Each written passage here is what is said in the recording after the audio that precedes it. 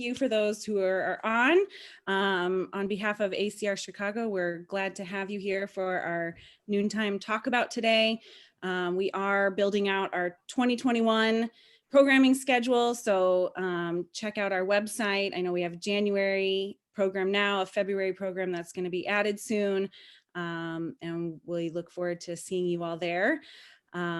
And before my children run in and scream, I will turn it over to our presenter, Michael Jacobs, joining us from the UK. He's a mediator and author. He wrote the article that hopefully everybody got attached to the registration information, and hopefully that you had a chance to read over to facilitate a great discussion today. And so I will turn it over to you, Michael. Thank you, Christina. Hi. Hi, so you'll notice that the accent doesn't sound very British, right? Having said that, I've lived here in the UK. I live in Hereford, which is over by the Welsh borders, for 30-something years now, right? I've lived on this side of the Atlantic longer than I lived on the other side of the Atlantic. I currently believe, and this could be very contentious, that cricket is a better game than baseball. Right? And we can have an argument about that at some point if you wish to. I'm happy to talk about that for an entire hour. Right? I have been a practicing mediator now for the last 25 years. This is my 25th year. I originally trained in 1994 as a family mediator, and I've been doing family mediation since my training. But because I was also part of a small mediation service based in Hereford, and I was the only American-born employee, when anything kind of strange or unusual or weird came into the office, a shout would go across the room, something along the lines of, "Michael, do we do neighborhood disputes?" And I, with no training whatsoever, would go, "Of course we do." And off I would go and do the neighborhood disputes, right? So I've done neighborhood disputes, I've done doctor-patient disputes, I've done parent-teacher disputes, I've done intergenerational mediation, I've done one elder mediation. I'm a trained civil and commercial mediator, though I don't do very much, and I also do workplace mediation. So it's kind of what I think of myself as professionally, but actually I make most of my money by training, right? So I train family mediators and I train workplace mediators, and I run a bunch of other training courses too. And in order to kind of help myself make sense of what it is that I do, I write. And not only do I write, I talk. I'm one of those people who don't know what I think until I hear myself say it. And so I really would like today to be as conversational as we can possibly make it. One of my favorite expressions is, I never learned anything from someone who agreed with me. And so what I'd like you to do is to really strongly disagree, right? So if I say something that you think, that's just not so, stop me and let's talk about it for a little while, because that way I get to learn stuff. And really, that's why I do these things, is for me to learn, right? I got stuff to share, but I want to share it in a kind of a conversational way. And I know that's not easy on Zoom, and I know it's not easy with a bunch of people, but I'm really happy for you to stop me, to put up that little hand icon, or to raise your hand, or just to, yell at me, take your mics off and just go, "Shut up for a minute, I have something to say." That's fine. It all works for me, really. Okay, so keep it conversational. I've got slides, and I'll put the slides up in a minute. I was saying to Christina, I really like slides because they help structure my thinking. And what I really don't like about slides on Zoom is when the slides are up, I can't see any of you. And that feels kind of weird. It already feels weird talking to a screen, but it feels even weirder talking to a bunch of slides when I can't see any of the people that I'm talking to. So my tendency is I'll put the slides up, and when I can take them down, I'll take them down so that we can have a conversation. I've got no problem if you want to unmute yourselves. You don't need to be muted throughout this. And I have no problem if you want to turn your videos on. It's just helpful for me to see people. Okay. So I will pause at various points and go, what do you think? And I would really like to hear what you think. We've got an hour. That's probably enough time. I always put way too many slides in, but that's just because I panic that there won't be enough. Okay. Anybody have anything that they say before we start whizzing on our journey through the slides? Okay, here we go then. So I assume that everybody can see that. If you can't see it, please tell me that you can't see it. No? Okay, so I haven't heard anybody tell me that they can't, so I'm going to assume that you can. So the first slide is the one that you would kind of expect, which is the one that maps out the territory that I think this stuff happens in, right? conflict. That's kind of our home base. That's what we know. And I think that as practitioners, we have a different and variable comfort level with what's happening in the room in front of us. And so I have quite a long history with this stuff. And so I was raised outside of Detroit as a nice Jewish boy, and nice Jewish boys never argued. In fact, I never heard my parents argue except once in the 18 years I lived at home. And so when I started mediating and I go and I sit in a little tiny room and there'd be these two people having a go at each other like 2 feet away from me, it freaked me out for a while, right? It took me a few years to get used to the fact that they didn't mind having a shot at each other in public. And so I think we have to recognize that conflict, which is the territory, has different resonances inside of us and clearly different resonances inside of the parties or the clients, whatever word we use to call them. And so just to check to make sure that you're awake, I'd kind of like to know, in terms of the downward spiral, when people get into our rooms and they start to have a go at each other, could you tell me what's the kind of stuff that we experience coming out of their mouths? What's the stuff that they start to do? Give me some behavioral descriptions, please, colleagues. Unmute yourself to do so.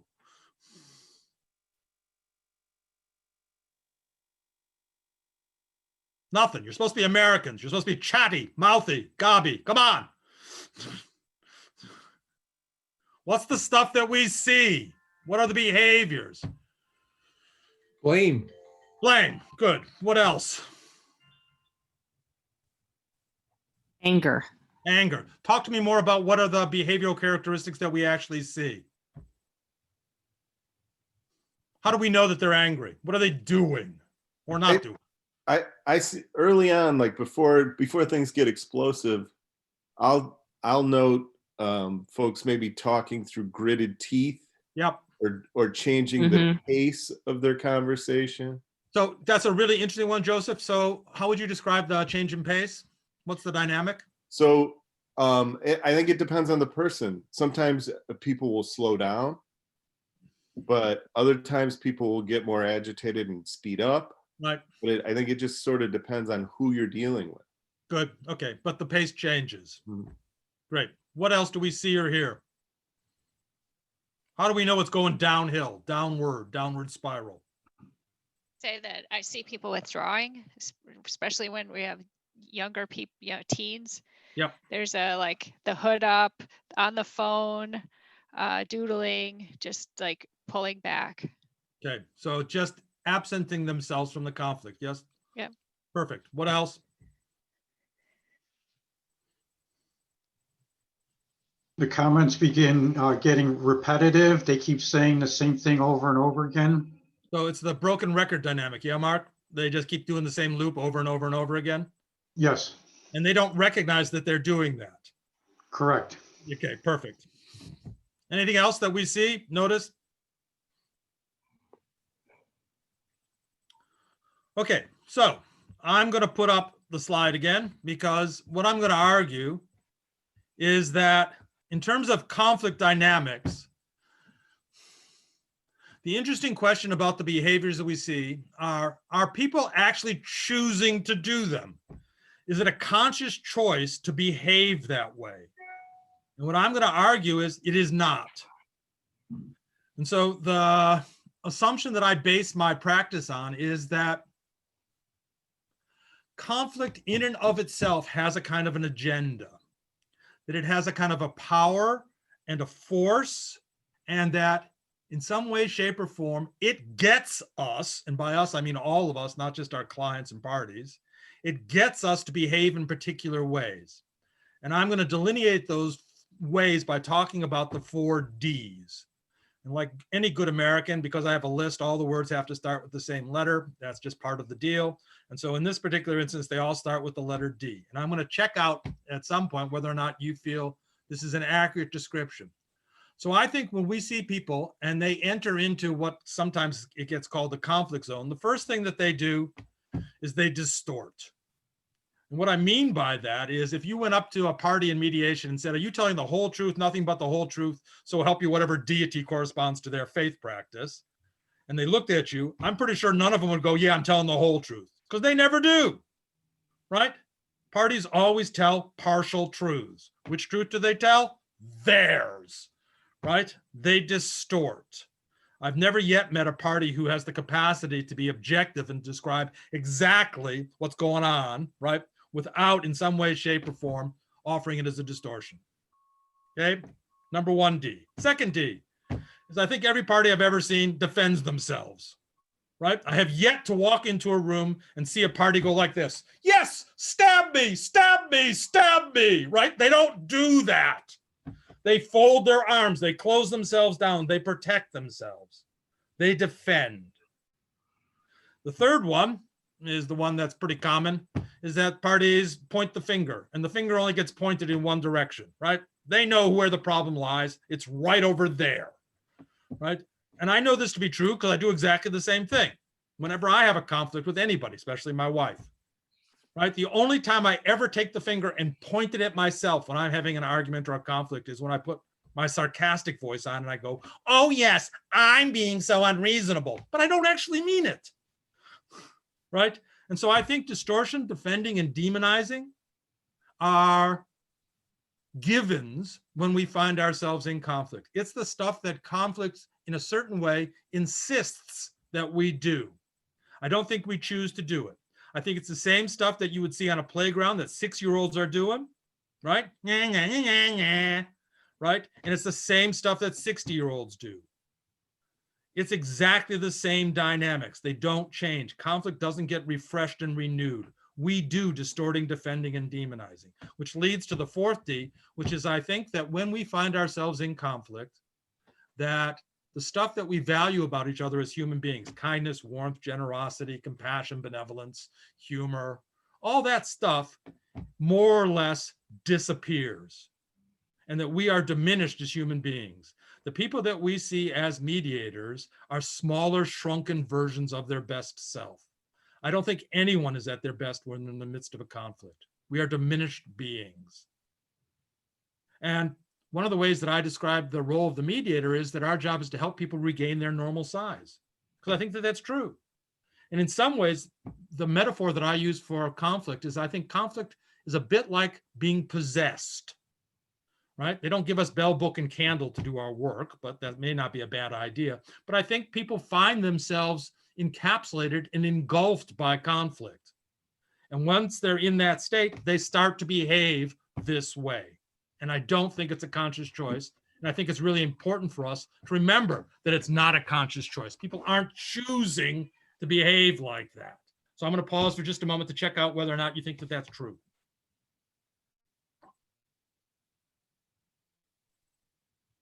You're the quietest group of Americans I've ever met. Yeah, the observation I'd make regarding conscious choice, I think at times if people don't really want to be there, but are willing to be there, they may do that as both protection and to sabotage the process.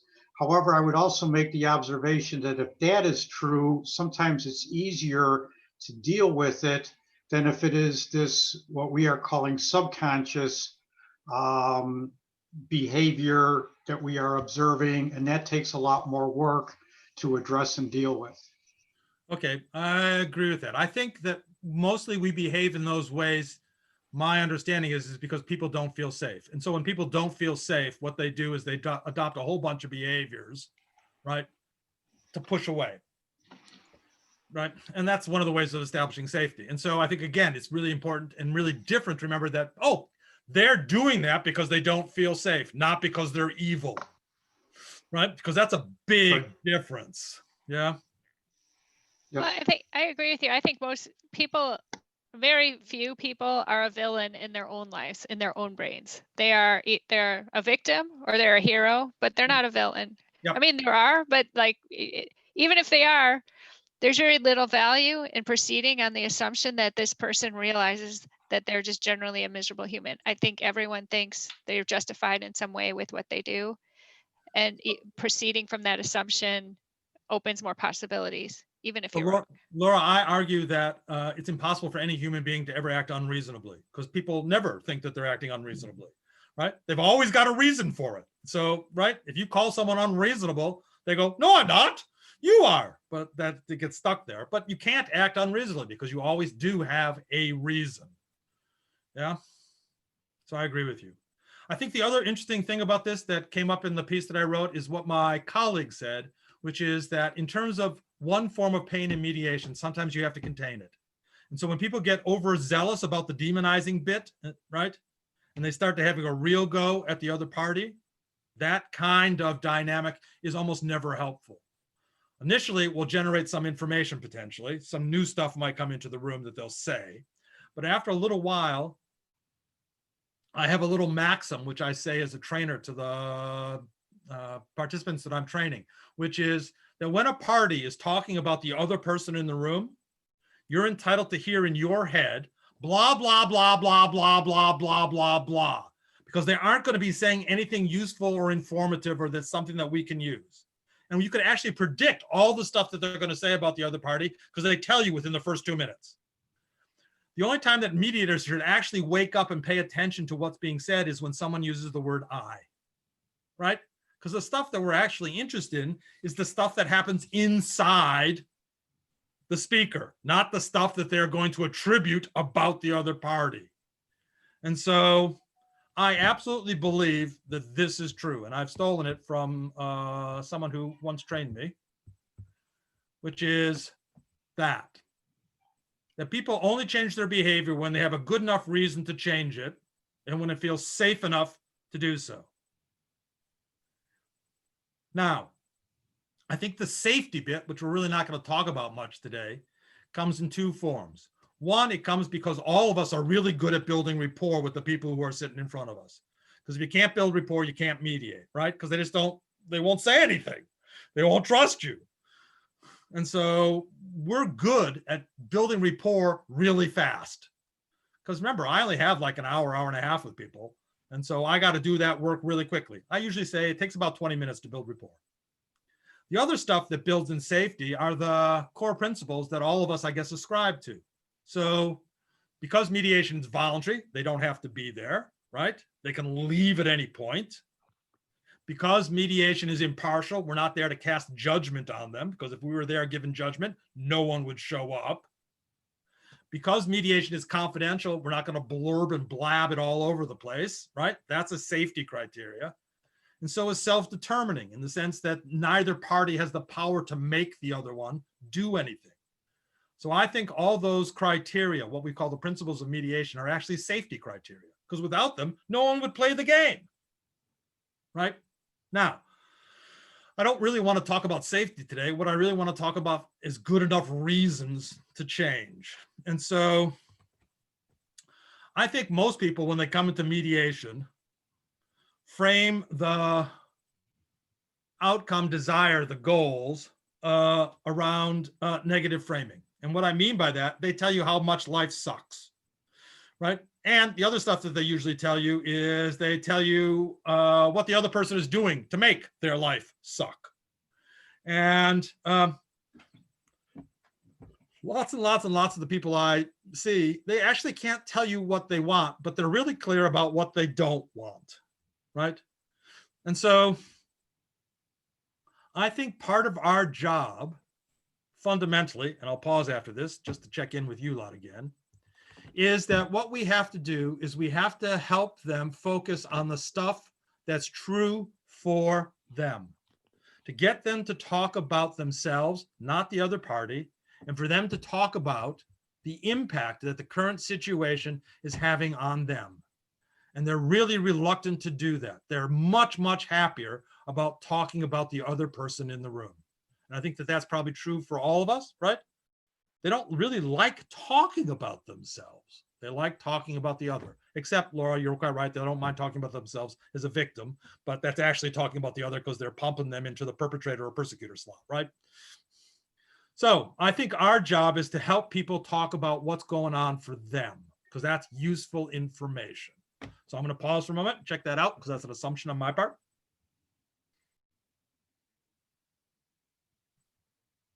Anyone want to challenge that? Disagree? Go ahead. You know, that idea of what they want, if there's often a third party that's not in the room, right? That a job, a supervisor, it might be two colleagues doing this. They want X, but they know up here won't allow that. And then, Right. so it really makes, they feel trapped and therefore blame the other. But I never know when to bring that other party in and say, forget that party. It's how you two are relating. I think we have to agree with them that not all the voices are in the room, and you can only work with the voices that are there. Right. And that you could easily spend a couple of days talking about the people who aren't there and they're not going to move at all. So that's their choice, right? Yeah. No, and I just think part of the not knowing what I want is Yeah. what I really want is the job to change this way. That's not going to happen. So I'm now creating all these alternative routes to get that blame to the other person. Yeah. And, you know, and there's something about not being realistic because it's really much more painful to be realistic, right? Because that means life is going to be what it is rather than what I ideally would want it to be, right? Yeah. Okay. So what I want to do is talk about impact. And I want to give you a couple of, I don't know if they're models, I don't know if they're processes, to help people stay present around impact rather than wandering off into talking about the other party. But before I do that, I just want to check, does anybody else have anything to say? Because I think fundamentally, by people talking about the impact that the current situation is having on them, that is the most powerful motivation for change, right? Because if life really does suck, right, then hopefully they're going to go, nope, can't live like this, need something else. And so part of our job is to go, so tell me more about how life sucks and talk to me about what it's like for you. Right? Because what they do want to do at that point is blame. So are you willing to live with that assumption? Yeah? Okay. So meanwhile, back at the PowerPoint, I'm going to introduce you to, first of all, a process. And so it's the AIM process. Some of you might know it under other names. And I think originally I used it, and I still use it, and I still train people to do it for reframing, because I have some problems with reframing. I don't really like reframing very much, because I think often what people think of as reframing is simply watering down what gets said by one person so that it's palatable to another person. And I don't think that that's a useful thing to do, because I think then you miss out on the power, the intent, the really visceral part of whatever it is that's being said, because there is some really important message there. And if we do too much watering down, a little bit like my current drink, if you water it down a little bit too much, you're not actually having the conversation that they need to have. And so AIM was originally devised to figure out, how do you help people talk about statements like, wow, she's just a dinosaur, or he's just a lazy bugger, or she's pathetic, or he's a psycho, right? All of those are labels. And people, of course, we know, like talking in labels in mediation. It's one of the safest things for them to do. And what AIM was designed to do initially was to help them turn those labels back into conversation, because that's the mediator's job, right? One of the ways that we can describe what it is that we do is we help people talk usefully rather than unproductively. And so AIM was designed to figure out, how can we turn those black hole of labels, because no light, no information, no knowledge is emitted from something like psycho or dinosaur or pathetic, into something that actually provides some information. So that was the original intent of AIM, to aim for conversations, but I think it can also be used to highlight impact. So the A stands for action. And the first thing that we do is we have the person talk to us about pathetic. Give me some idea of what pathetic looks like. Why did that label fit? What were they doing? Or what were they not doing? Right? So to turn the label into some action, some behavioral something that makes sense out of using that label. Because remember, people are always reasonable. So pathetic was a reasonable choice of word for them, or psycho. Well, I want to know what the hell it corresponds to. Yeah. And so once they kind of give that out, we, in our most wonderful mediatorly-like way, summarize. So what I hear you saying is that you felt that they were pathetic because when it came to blah, blah, blah, they did this and this and this and this. Is that right? Yes, great. Okay, so we're already beginning to unpick. We're already being able to see that there is some light beginning to be emitted from the black hole. The I, not surprisingly, since it's the kind of the feature of the discussion, stands for impact. So what impact did that have on you? What was that like for you when they did that? Because remember, they don't want to talk about themselves. They want to talk about the pathetic, psychotic, dinosaur other. And I don't care about that stuff because it's, as far as I'm concerned, is blah, blah, blah, blah, blah, blah, blah. And so what I want them to talk about is, what was it like for you? And I'm going to try to nail them down and be as specific as possible about that. And I'll put some stuff up in just a minute in terms of specificities. Then, of course, once they do all that, I'm going to, in my wonderful mediator-like way, summarize again. So the impact on you was this and this and this and this and this. Yes, wow, that sounds like that was quite a lot. Yes, it was. Okay. And then the last bit, not surprisingly, is you're going to ask them about what they need or what they need the other person to understand, right? Because I assume most of us work on the basis of Fisher and Urey's PIN model, positions, interests, and needs. We know that needs are the stuff that make the difference in the mediation room, right? It's when people talk about their needs, because it's really hard to argue with the fact that you need, I don't know, respect, security, safety, financial viability, whatever it is, right? So you're going to ask them about their need, and then one more time, you're going to offer them a summary. And I think what that does is it turns little shriveled, shrunken haiku that doesn't actually inform anything back into the possibility of having a conversation. So I'm going to give you an example, and then I'm going to very soon turn this off again so we can have a chat about this. Right? So I'm gonna use a family example because that's the field that I mostly work in, right? He's always late in collecting the children, right? He doesn't care. He's a selfish blah, blah, blah is what they usually tell me, right? And I guess if you're working family world, this one is not unbeknownst to you because it's a pretty common one. And so rather than me having her talk about him, because I already know what she's going to say, and she has the capacity to say it for at least the hour and a half of the joint session, I want her to talk about her. So what I'm going to ask her about, what's the impact on her in terms of the relationship with him? What does it do to the parental relationship? What does it do to your sense of trust and respect? What does it do to your willingness to be flexible and compromise and offer other things? What does it do to the way that you communicate? What does it do to what it is that you might say to the children? And I want her to say all that in the joint session if I can. I want her to detail and specify how much pain she is under and what it is doing to her and the ramification it has in the various aspects of her life, because he's sitting there and he's hearing this. And so one of the easiest questions that you can ask at this point, and then I've got some other ones on the next slide, is, do you think that he knows anything about any of this? Which is quite a powerful question to ask. And of course, once she's got all this stuff out, you can then turn to the other party who's sitting there and you can ask one of these versions. So is this what you want? Is any of this useful for you in terms of working together as separated parents? And actually, does all the stuff that she just said, does any of that work for you? Is that what you're looking for? Is that why you're here today? Is that what you were hoping for?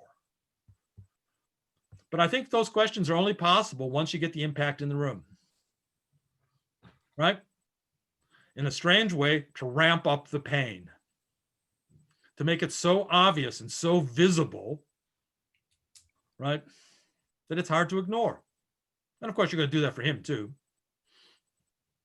But I think that the pain has to become present. And that's what I think the AIM process is designed to do in some ways. And I think sometimes, certainly when I start training mediators, they leap immediately from the problem to the need. They skip the impact stuff. Oh, so you're saying that that doesn't work for you. Well, what would work for you? Right? And by missing out the impact stuff, I think they're actually missing out the real juice. I think they're missing out the living experience. And what they're doing is they're trying to impose some kind of theoretical or hypothetical solution on a problem that is not yet fully enough in the world.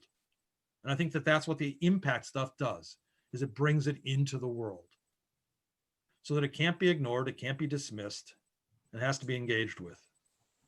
Partly because that's what our job is to help people actually engage rather than just do the dance. As interesting as the dance may be, right? And as fun as it is sometimes to watch it. And what I say to trainee mediators, as long as you don't eat popcorn in front of the parties, right? You're entitled to watch. You can treat it like a movie, right? Because you got really good seats. So I just want to check about the AIM process before we move on to another possibility. What do you think?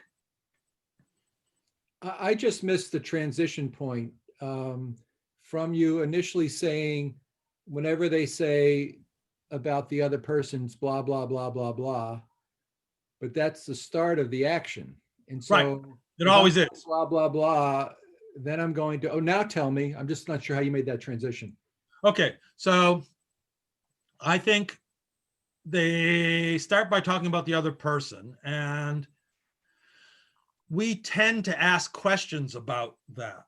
And really what I try to do is not ask them any questions about that they can't answer with the word I.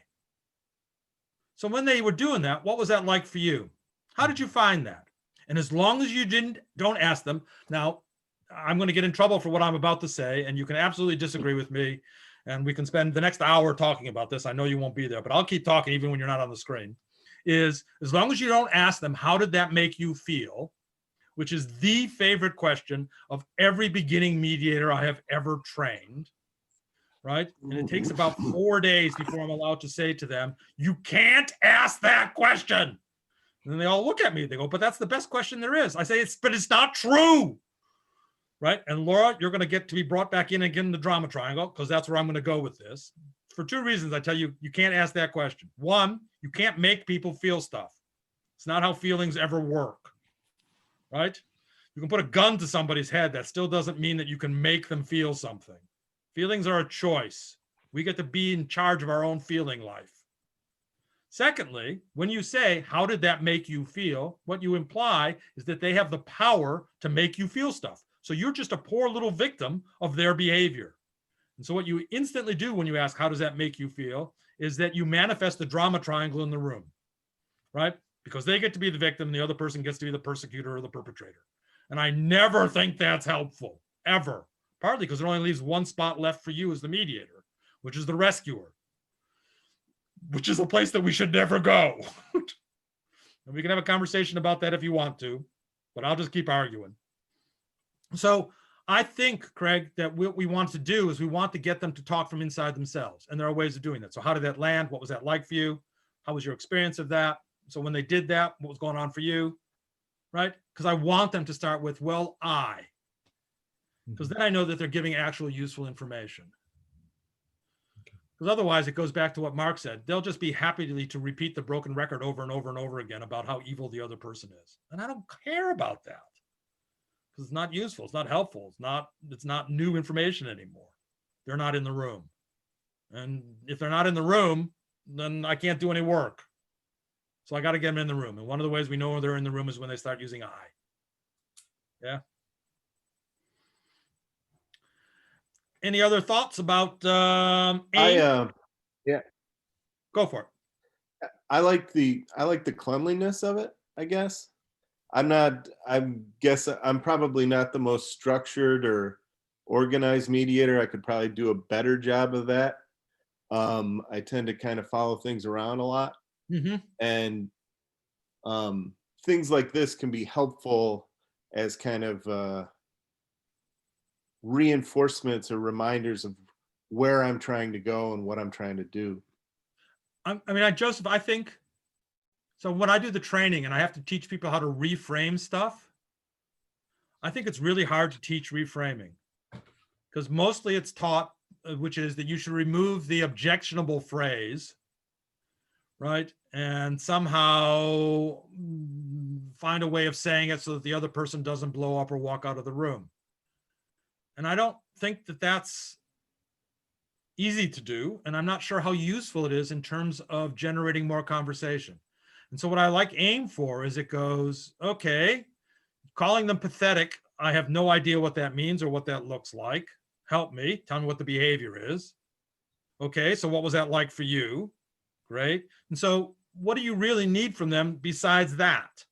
Because clearly that didn't work. And it's, for me, it's such a simple structure, partly because it only has 3 steps. I can only ever remember 3 steps. Any model that has more than 3 steps, I lose, Joseph. So, I like the shortness of it. And it seems to me not only to unpick labels, but it also seems to me to be helpful for actually getting a level of ownership in the room about the impact of the behaviors, right? Rather than just blaming and shaming. Any other thoughts about AIM? This is more of a comment about your thing of how did that make you feel? What I'm picking up is that you just don't really like the word feel. No, but you make. Feels fine. Yeah. It's What make. you're looking is to ask the question without using that word. Yes. So how did you feel when they did that is perfectly fine, because that assumes that the person had the responsibility and choice about their feeling life, that they weren't made to feel something, Mark. Okay. Right? Because that's power. And I don't think that's helpful. Do you ever do, you mentioned having the other person hear the pain. Do you ever do prep in a caucus or to do that first to get? So the model that I use in almost every form of mediation that I do is that we obviously have individual party meetings first. In the UK, in family world, they're now called MIAMs, Mediation, Information, and Assessment Meetings, right? And I think that one of the largest parts of those meetings, especially in neighbor disputes, workplace disputes, doctor-patient stuff, is that we ought to be coaching.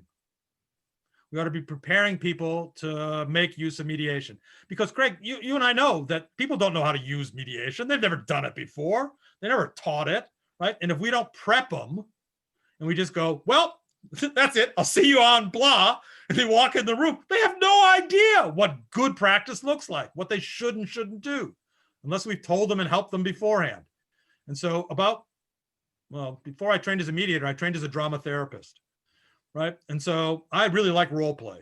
I'm one of the very few people living in the United Kingdom that does, but I have them practice. So what happens if they said this? What would that be like? Well, let me be them for a minute. Oh, let me be you. Right. Let's have a little go. See how do those words land? Right. Why not?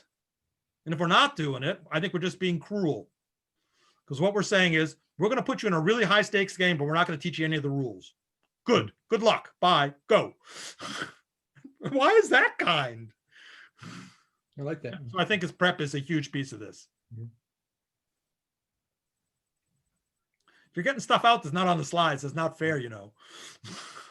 I was just going I to can also, observe go ahead, Mark. your comment about reframing and that you don't like it, which I understand what you're saying.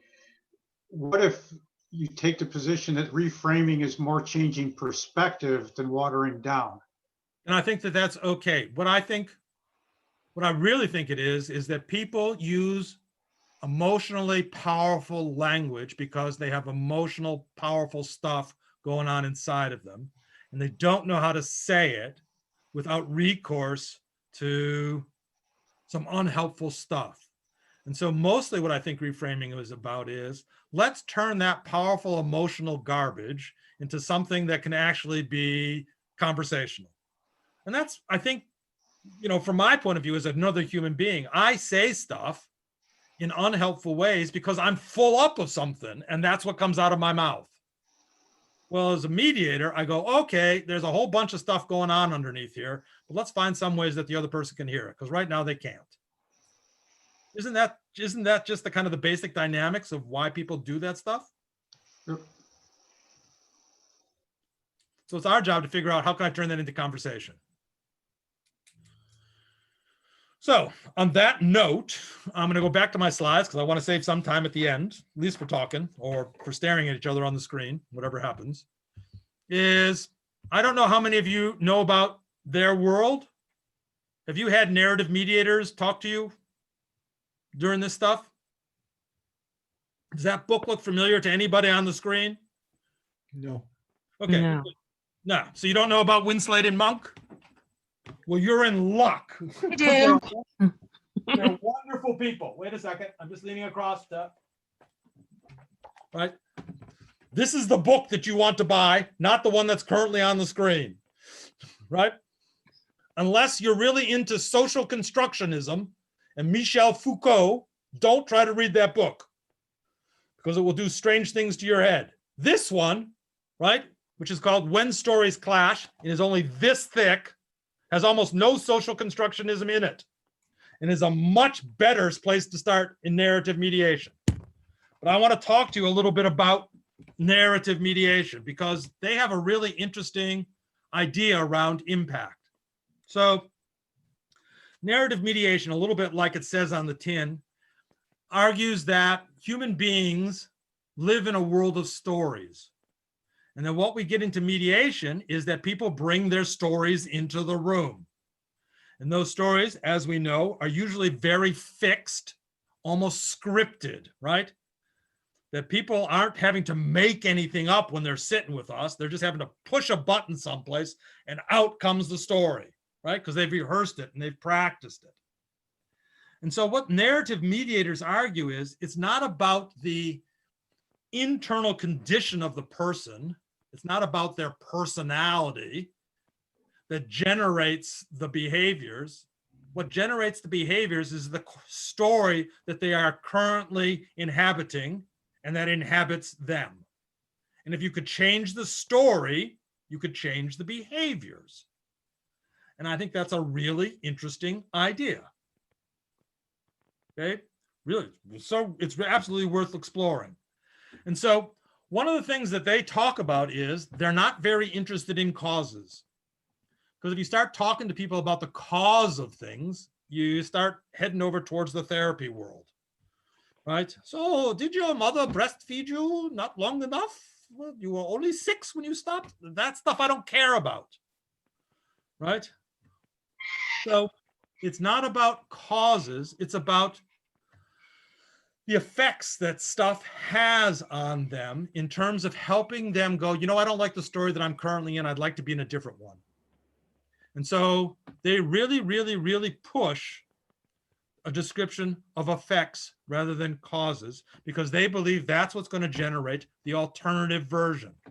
And so what they have is they have a process, and the process isn't very slick, but it doesn't actually need to be, is they ask people about the impact that conflict has had on them. Now, part of the reason that they ask that question is because they have a belief about conflict, a little bit like the one I stated at the beginning of the presentation, which is that they believe that conflict, or at least they treat it, as something that has real power, force, and dynamic, that lives in the world, that is in some way is a being in and of itself. And so one of their questions is, so over the last few months, what has this conflict done to you? So it sounds like conflict is currently running your life. Is that how it feels? If conflict continues to run your life for another, I don't know, 3, 4, 5 months, what do you think it's going to have you be doing then? And so what they do, I'm going to put this down and then put this back up again because I want to talk to you as face to face. So what they do is they turn conflict into a thing, a force. And what they say is that people aren't making choices because they're bad or evil. They're making choices because conflict is currently running their life. And would they like to get their life back from conflict? And I think that there is such kindness in that way of framing it that doesn't make it people's fault, but says, you have no choice. This is how conflict works. And until you get your life back from conflict, you two, or however many there are, right, are just going to do whatever it is that it wants you to do. And I think that's fantastic, partly because it mutualizes automatically, right? It's a perfect mutualization because it says conflict is doing this to both of you. And now both of you have a problem, which is trying to get your lives back from conflict. And I think that that is really clever, really sweet, and really kind, right? And people don't have a problem understanding it. No one goes, wait a second. What are you talking about? They go, yeah. Right now, conflict is really making me do a bunch of this stuff. And they start to talk like that. And then they stop blaming the other person and they start blaming the conflict. Which I got to tell you, makes my heart sing, right? So they talk about mapping the effects. And so they get people to talk about what has conflict done to their health, their ongoing relationships, their sense of self, their ability to communicate, their ability to switch off, rest, and relax, their finances, their sense of commitment and motivation, and their sense of the future, right? That's a great list for people to talk about. Well, right now, my sense of self is pretty bad because, I used to think I was a pretty good manager. But right now, this conflict, I'm beginning to have a whole bunch of self-doubts and self-worries, right? Because I've never had this before. I've always had really good relationships with my staff. And this conflict has been making me think, maybe I'm not as good at this as I need to be or as I could be. Right? That's painful stuff for people to be holding on to. And I want it to be painful. I want it to hurt. I want the impact to have some real meaning to them. Because eventually what I want to do is, so what's it like to notice all the effect that this conflict has been having on you? And then what I want them to answer is something along the lines of, it's quite ridiculous when I think about it, or it's got to stop, or we can't go on like this. Something's got to change. So what would you prefer? And the nice thing about that is that it says, this is the story that you're currently embedded in. How do you feel about that? Would you like something else? Would you like an alternative? And I think it's really hard for people to go, nah, happy with the one I got. Yeah, life is shit, but what the heck? It is pretty cool. So can I just pause here at this point and go, what do you think of that? Neat, isn't it? I think one of the on that list, the slide that had the map on it, one of the questions that I asked that's similar to that is after they describe what's been happening, ask like, how are you sleeping? And it seems to like get people sort of like it's an unexpected question, and from more than anything else, that one it seems to like punch people in the stomach oftentimes, like no matter how much bluster they have about like, I'm going to take this to the Supreme Court, et cetera, like, how are you sleeping? It's like, oh yeah, this is ruining I lay awake at night. Yeah. Or I've started drinking more, or right, we haven't had sex in 3.5 years, or I never asked that question actually. it's okay, it's fine. You can ask. But you're right. So what it does is what I think it does, Laura, is it embeds it in their real lives. It takes it out of the realm of the hypothetical and brings it into life. And I think once stuff makes that shift from hypothetical, theoretical into living, it's much harder to ignore it, and that we feel it differently. And there's a much more powerful, I think, commitment and motivation to do something else, because we'd actually like to have a good night's sleep. Thank you very much. So do you make both people victims? I don't think they're victims. I think what they are is, well, I guess they're victims of conflict. I guess that's true, but I guess they're on the receiving end of what it is that conflict deals out, the way that conflict would run the world. Right? And the choice is that, does that work for you? Is that what you want? Would you like to get your life back again? Right? So there's a kind of an opposition. I'm not sure that it's a persecutor victim, but there is an oppositional stance. And so I'm asking them, is that the dynamic that you want to operate under? No, yeah, in one way it neutralizes it. So it's not the other, it's the persecutor, but it scares me a little that it feeds that idea of a victim and helpless, right? That it's not. Well, you're not helpless because you're in the room together now to figure out how to get your lives back again.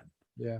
Right? You're only helpless if you go, well, that's just the way that it's going to be. I guess I'll never get a good night's sleep ever again, and I'll drink 4 bottles of whiskey every night. Okay, good luck, right? Here's a number for a liver consultant. Isn't one of the narrative therapy pieces that they join forces against the conflict? Exactly, right? Therefore, they're no longer victims. Right, and so the technique is actually called externalization, right? That's what it's called. So they externalize conflict so that it's no longer something that's inside the parties, but is having an impact and effect on the parties. And so the description then, Craig, becomes, well, what's the impact and the effect that conflict is having on your lives? Your lives, plural? Lives, sure. You could ask both of them because it's going to have an impact on both of their lives, right? It relates a lot to focusing on not the people, but the problem. which is pure Fisher-Neri, right? Which is And actually, right. narrative mediation comes out of narrative therapy, and it's Michael White's quote. He says, right, the people aren't the problem is the problem. Right. And it has all that sociology in there too, which is really That's social constructionism. Don't read the first book. Read this one. Read this one. I have that one. Good.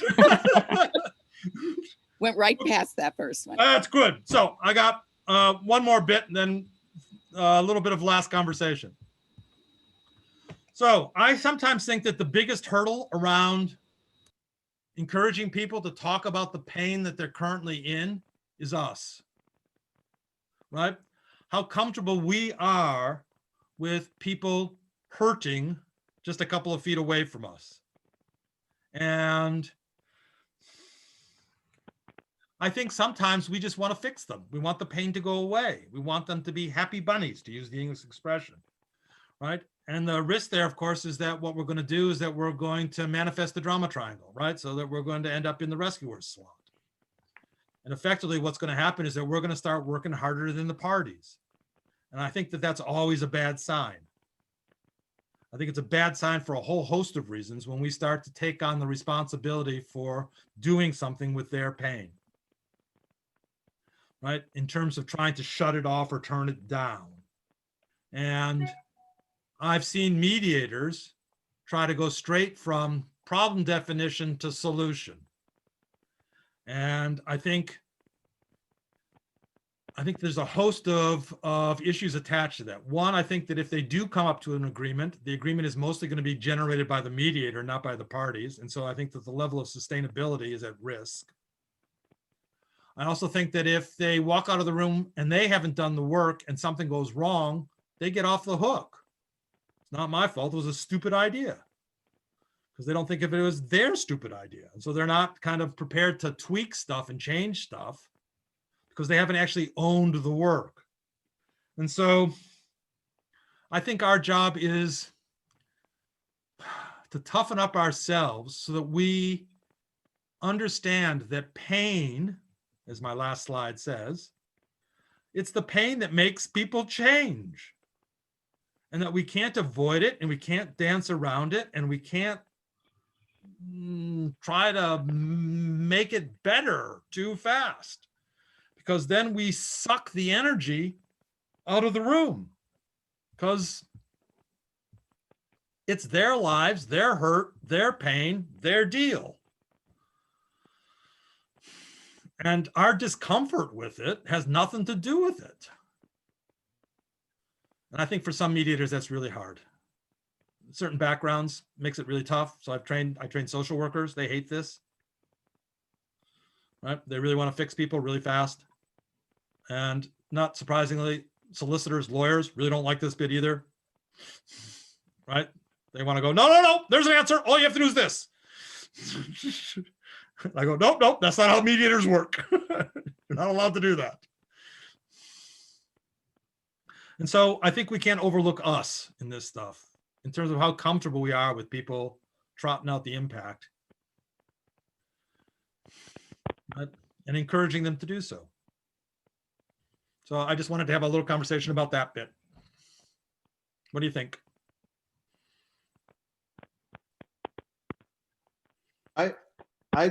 I'm my big takeaway from this partly is kind of making some things that sort of happen as they happen. I think sometimes when I'm mediating, and making it more concrete and thinking more about like specifically exploring the pain on one hand and the externalizing, like the problem, making the conflict this thing that I think, Lynn, you mentioned like joining forces to take on. Those two things, I think, for me, are kind of the essential things that I think are really valuable for me. Right. I'm happy with that, Joseph. Anything else? Because the last slide, I'll just put it up and I'll take it down again. I think for me, what I'm feeling is, right, you've got this, so you can get, I'm hoping that the conversation doesn't stop. That's part of the reason I'm putting this up, right? So you have my contact details. I really like talking about this stuff. I'm also happy to email about this stuff, Just a I'm going to quick send question, Christina the Michael. slide. I'm sorry. Go, Craig. Yeah, I'm an ombudsperson, so a lot of my work was in the workplace, and you mentioned you do work mediation, and Yep. I guess even though I'm a neutral in part, all of that, often if I do a mediation, which isn't that frequent, it's a supervisor is encouraging two people to volunteer to come to mediation. Yeah. But it's usually I keep going back to that third party. It's that supervisor who wants to make it work, right? and it's one of my just challenges in my head that who am I really doing the work for here? Yeah. And if you have any suggestions, then because I do find often it's that third party supervisor that's the problem. They need to be in the room. Yeah. I mean, that's a suitability question, Right. Craig, really. Do you have the right people in the room? Right. Yeah. Part of your screening. Yeah, exactly. Any other thoughts about pain, which is a weird thing because we have to remember it's very dark outside now here. It's 7 o'clock at night. I've already had a full day, but I'm happy to talk for another minute and a half about pain. Why'd you go to the UK? I fell in love. Oh. I'm still with her. Nice. I think Taylor, were the you way gonna that say you've something? described pain and, made it seem it's more like, yeah, I think the way that it's been described and portrayed, and even the position as a mediator in general, it's more of not, it's like taking the sting out of the negative connotation of pain and mediation as a whole, and more so of bringing a sort of like enlightenment, if you will, and kind of allowing, teaching the parties how to, check in, do a self check-in, so your conflict isn't just external, you have internal stuff as well, and that doesn't always get addressed. So the way that you've presented it, I feel like it's been extremely helpful to all of us, and to allow, like, even when we do like internal conflict with ourselves, like, how is this really making us feel, like, physically, mentally, emotionally? I know, like, people don't want to talk about this stuff, but it's all interlocking together as a whole. And so I think sometimes if we don't touch that stuff, thank you for doing this, and they go away with an agreement, but they haven't touched any of that inside stuff, that basically what they're waiting for is some trigger event so that they can go back to the conflict, because that's their comfort zone, right? Absolutely. Yeah. And they haven't really communicated. Yeah, And they have. Yeah. I think the needs and interest analysis is fantastic. Its basis.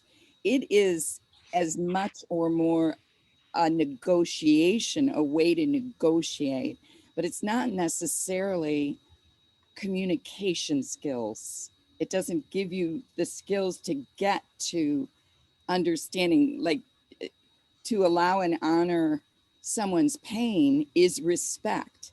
Yes. Someone's need is respect, but how do you have that conversation? And that's communication skills, which is what you're talking about. Well, I think and it doesn't discount needs and interests at all, but that's more negotiation theory.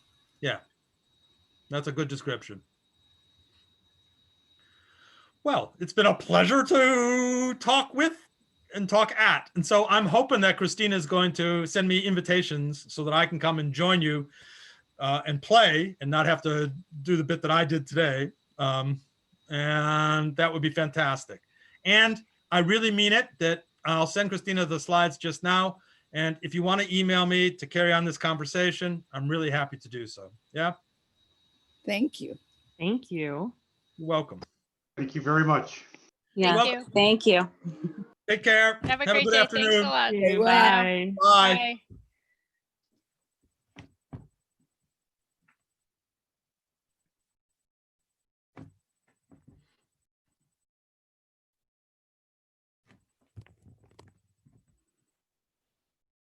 So I'm hanging on, Christina.